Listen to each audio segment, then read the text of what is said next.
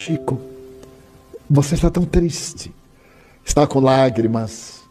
Você estava percorrendo a casa. O que é, Chico? Ele disse que eu vou morrer. Esta semana. Estou me despedindo dos lugares onde eu fui tão feliz. É a minha despedida. E naquela semana, às 18 horas, ele estava deitado.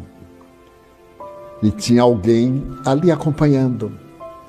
E ele ouviu a gritaria e perguntou: então, o Brasil acaba de ganhar pela 5ª vez.